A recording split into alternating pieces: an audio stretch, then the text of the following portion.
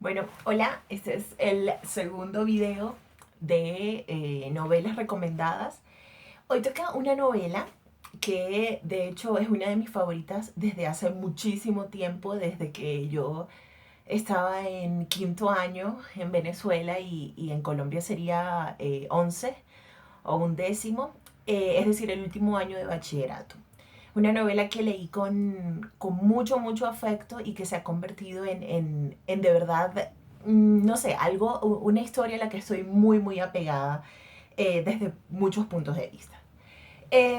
La novela es Drácula de Bram Stoker. Me gustaría comenzar hablándoles del escritor, hablándoles de... Ah, bueno, pero no había dicho que esta novela también es una de las que enseño, pero ya no a estudiantes de 11, sino estudiantes de séptimo.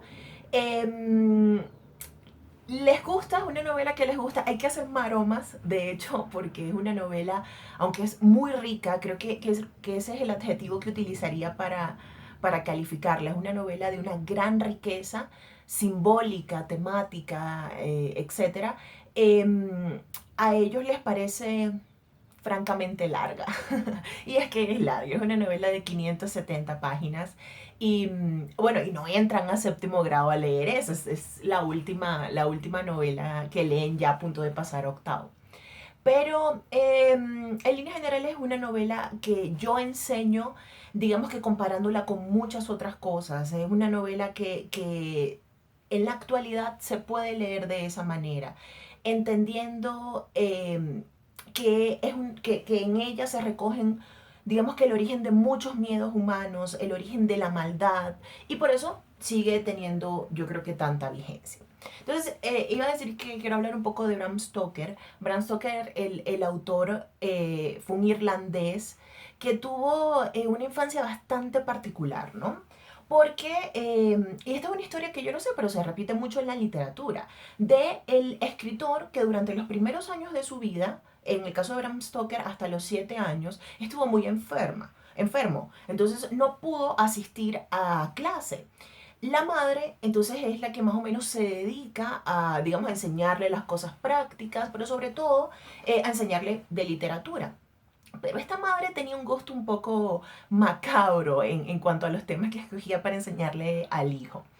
En el sentido en que en esa época Irlanda estaba siendo azotada por algo que se llamó la hambruna de la papa, donde básicamente el cultivo principal, que era la papa, estaba escaso.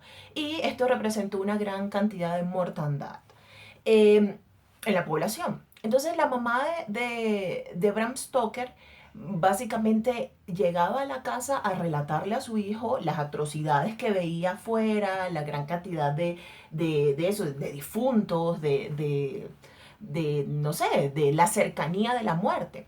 Así que así empezó a recibir ese contacto el niño Bram en cuanto a la muerte y en cuanto a estos temas que suelen estar como vedados a los niños. Cuando finalmente él puede, digamos, salir de su casa y ya está mucho mejor, da la casualidad que al lado de su casa hay un cementerio de suicidas y es allí donde él pasa también muchas tardes de sus juegos. Luego crece y eventualmente estudia y se dedica a la literatura. Empieza escribiendo, obviamente la lógica nos lo puede decir, comienza escribiendo cuentos de terror para niños. Y se dedica, y yo digo que se sumerge a la investigación de, como decía al inicio, de los miedos humanos, de los miedos más profundos del ser humano, de las distintas culturas. ¿Okay? Esta investigación la hace por muchos años y en particular no, específicamente 8 años, que son los que le toma escribir Drácula. Hay varias cosas que quiero decir en cuanto a la novela. La novela está como inserta dentro de lo que se llama la novela gótica. Una novela gótica yo podría definir que es un subgénero dentro de la literatura de terror, pero definitivamente no es lo mismo. Una novela gótica y un cuento gótico tiene características que la diferencian. ¿Cómo cuáles? Creo que los podemos ir viendo a medida que les hablo un poco de Drácula. Eh, Tiene un protagonista, la novela gótica tiene un protagonista y un antagonista. Muy sencillo, ¿verdad? Pues el protagonista es el bueno, la víctima, y lo importante es que en el cuento gótico el protagonista se ve tentado.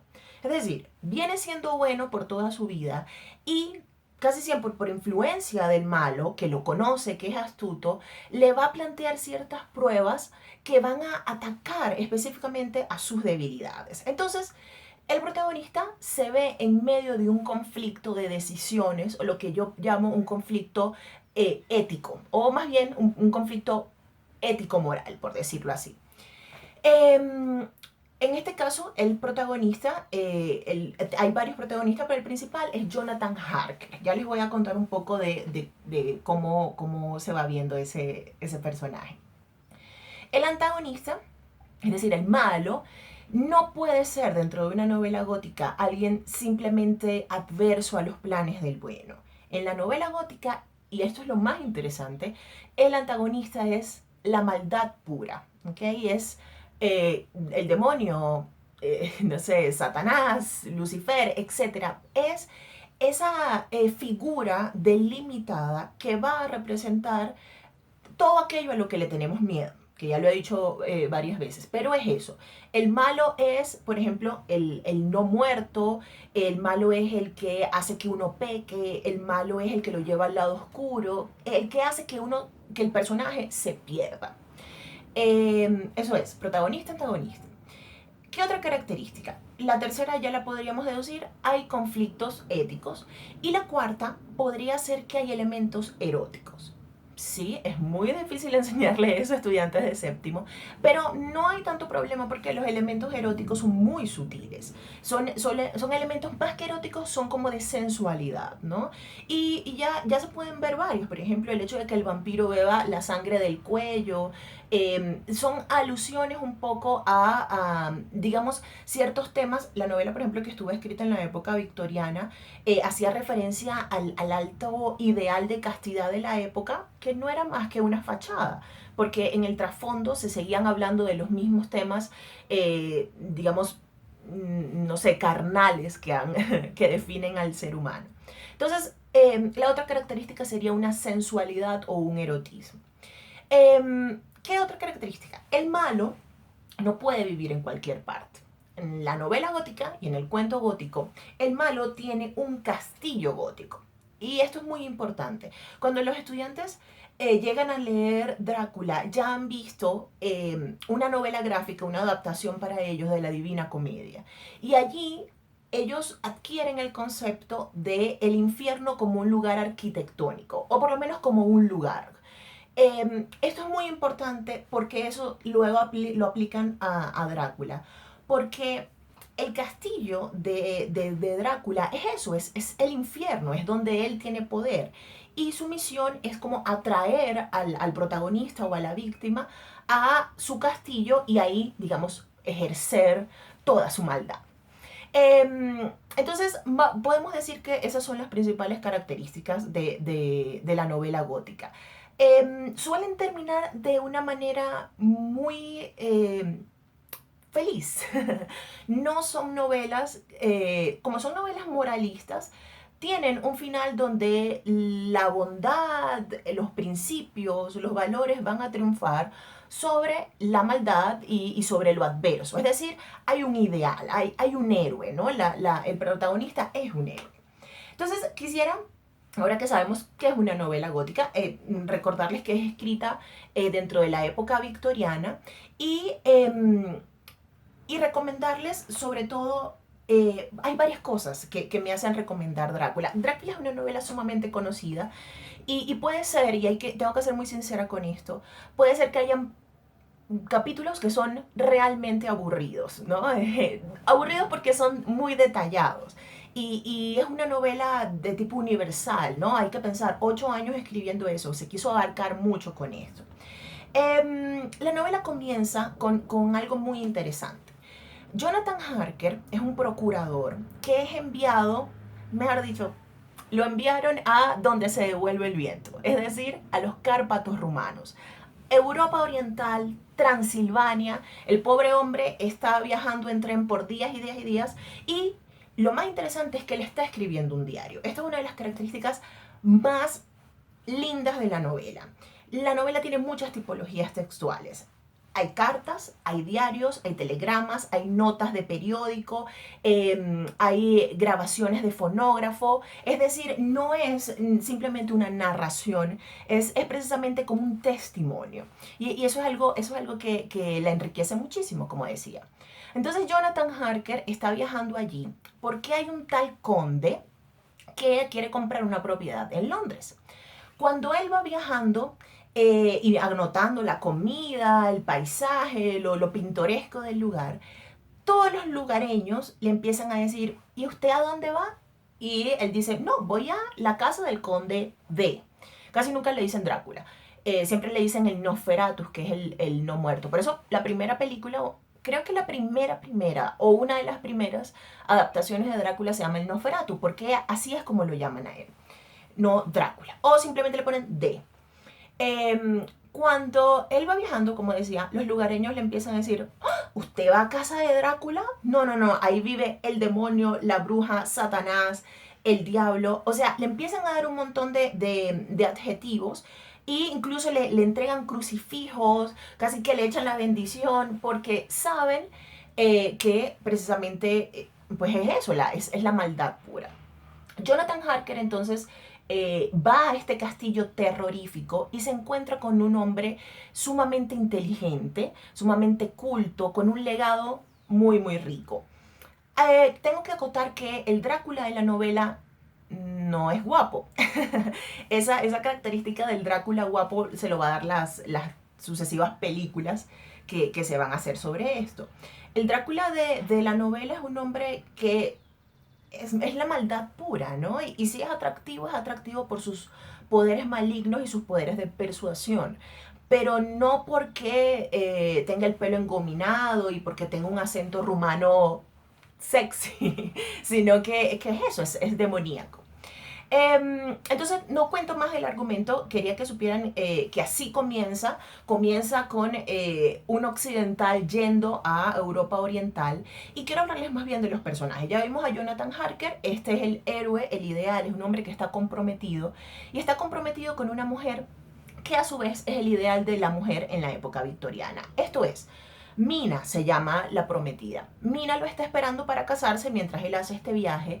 Y Mina, como ideal, es maternal, es fiel y eventualmente va a ser como una especie de secretaria, de maestra y de enfermera. Básicamente esos son como los 5 papeles que tenía la mujer en la época. Pero ella es el ideal y lo va a hacer de principio a fin. Hay una película, la de Francis Ford Coppola, que insinúa que Drácula está enamorado de ella. No enamorado, porque Drácula es el demonio, Drácula no puede sentir este tipo de cosas, pero sí la quiere poseer, pero para fines malévolos. Otro personaje es Lucy, que es uno de mis personajes favoritos. Lucy, que obviamente nos hace pensar en Lucifer, es el personaje, el antiideal de la mujer. Lucy es seductora, no es hermosa como Mina, sino que es sexy. Y tiene 3 pretendientes. Ahí nos empieza a decir que esta mujer es un poco como que ligera en su moral y en sus actitudes, porque hay una carta donde ella dice, ¿por qué la mujer tiene que escoger tener un solo hombre? Debería poder escoger tener varios. Este tipo de cosas absolutamente, digamos, no sé, reprobables en la época, la hace la víctima ideal para Drácula, ¿no? Para el demonio, si uno le da espacio, cabida en sus comportamientos al demonio, el demonio va a atacar. Esa es Lucy, que es uno de los personajes más interesantes y que nos hace ver el ideal de la mujer en la época. ¿Qué otro personaje importante? Los 3 pretendientes de Lucy, Seward, Arthur y se me olvidó el tercero, Quincy. Seward, Arthur y Quincy son los 3 pretendientes de Lucy y son los otros personajes que van a formar un grupo en contra de Drácula. Hay un capítulo sumamente interesante donde el grupo de contra Drácula establece como una cruzada medieval para ir a atacar el mal. Pero hay alguien que está a la cabeza. Y este sí es mi personaje, sí es mi personaje ideal. Van Helsing, Abraham Van Helsing. Van Helsing es un todero, Van Helsing hace de todo. Pero lo principal que es como estudia las ciencias ocultas. Dicen que es filósofo, esotérico, de todo. Pues yo soy filósofa y no estudio las ciencias ocultas, pero sí los vampiros, así que bueno, por ahí vamos. Y Van Helsing lo hace es un personaje muy interesante porque básicamente es quien va a revelarnos quién es Drácula. Él está haciendo esta investigación sobre quién es este Drácula y cómo matarlo, ¿no? Y ahí nos va diciendo las principales características de Drácula. ¿Cuáles son? Por ejemplo, Drácula es muy fuerte, dice que Drácula es tan fuerte como 20 hombres. Drácula puede como entrar por las rendijas de la puerta, se le dan muchos adjetivos. Drácula es un tigre, pero lo más interesante es que Drácula es como un parásito, ¿no? Ya que es eso, vive de la sangre y convierte a los otros en seres también parasitarios, en el sentido en que viven de la sangre de los demás. ¿Qué otra cosa puedo decir de Drácula? Hay que leerla porque, aunque no es el origen, Bram Stoker no es el primero en hablar de vampiros, sí es, como decía, el que lo va a delimitar, ¿no? En una figura, este es el vampiro. Y a partir de ahí se van a tomar la idea para seguir escribiendo de los vampiros. ¿Por qué creo yo que se sigue hablando de los vampiros? Porque definitivamente este tipo de historias responde a la pregunta qué hay después de la muerte, ¿no? Y aunque parece que no la respondiera de manera muy seria, sino que más bien la responde de una manera radicalmente pesimista, porque ¿qué pasa si nos morimos? Y luego esta especie de, no sé, nos convertimos en esta especie, como decía, de parásito sin conciencia que lo que hace es querer hacer mal al mundo, ¿no? Que básicamente eso es el vampiro. Eh, Luego está otra idea interesante o otra, digamos, novela interesante son las crónicas vampíricas de Anne Rice, con entrevistas con el vampiro y todo esto, donde el vampiro sigue manteniendo muchas de las características de Drácula, aunque ya el vampiro es consciente, eso no es cierto. Acá todos los que se convierten en vampiros, nada más que piensan en hacer el mal y en tener como una especie de zombie. Por eso es muy interesante hacer la comparación entre un zombie y un vampiro. Entonces, hay que leer Drácula, es una novela que se lee muy, muy agradablemente, aunque hay pasajes, como digo, demasiado detallados. Y hay una última idea que es con la que quiero cerrar. Drácula es una novela que habla sobre la tecnología, sobre los logros del ser humano. ¿En qué sentido? Si el ser humano tuviera que atacar al demonio, ¿con qué armas tecnológicas, aparte de su astucia, cuenta? En la novela cuenta con la tecnología de la época, por ejemplo, con la máquina de escribir, con el fonógrafo, con el barco a vapor. Por eso una de las preguntas que yo le hago siempre a los estudiantes es, si la cruzada contra Drácula se diera en la época actual, ¿con qué tecnología contaríamos? Y ellos se ponen muy creativos, ¿no? No simplemente hablan de, bueno, sí, algunos hablan de, bueno, una ametralladora de agua bendita o de ajos, pero hay unos que sí toman en cuenta el sentido de la pregunta y tratan de hablar desde precisamente la tecnología. Entonces, bueno, la novela de hoy, recomendadísima, sobre todo para eso, para ser críticos, conscientes cuando salgan estas películas un poco ligeras que nos quieren hablar sobre vampiros. Nosotros tenemos un criterio de el vampiro es esto y esto y esto, el vampiro es el mal, no vengan a vendernos vampiros enamorados. Entonces, Drácula de Bram Stoker.